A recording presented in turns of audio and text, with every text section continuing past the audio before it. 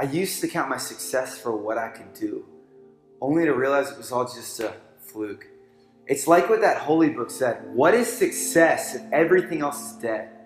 People would gather and I thought I had won, only to realize I was chasing after something so numb. Just like in Disney, I was taken by deep sleep, only to wake up and truly see myself as weak.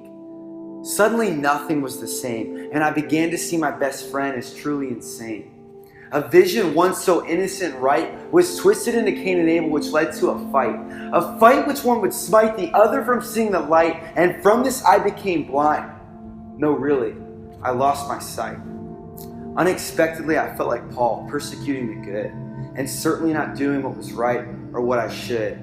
I knew I couldn't live like this, so I begged for forgiveness. And suddenly, his mighty voice spoke, and suddenly every chain that was once on me immediately broke. A flash of light and forgiveness paid full. My Savior had rescued me from drowning like a fool.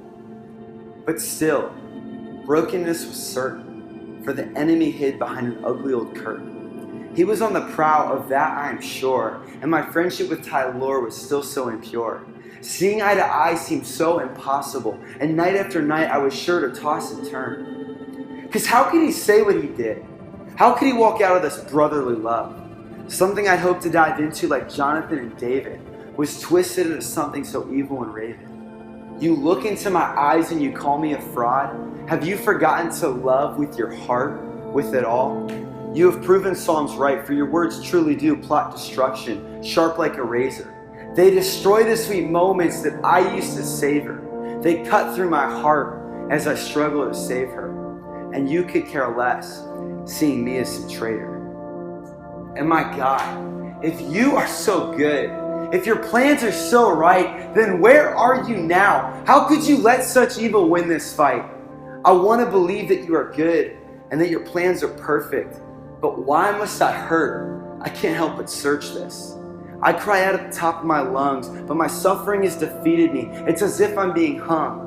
Because what's the point? I yell as though I've been stung, but no one knows this. They treat me as if I'm too young. My soul is broken, but I know I can't show this, because the world we live in says to mask it.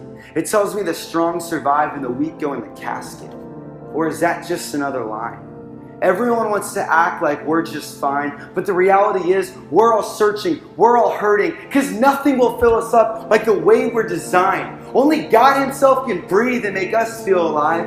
And he says, oh, you want to be the boss? Then stop thinking it's all about you and pick up your cross. Because I didn't die for soft Christianity. Oh, I died for you, don't get me wrong, but my plan for you was so much greater than just some worship song. It was so that you could save many. Not through your gifts, but through your humility. Not through your testimony, but through my Trinity. So stop thinking it's all about you. Die to yourself, and you'll finally feel true.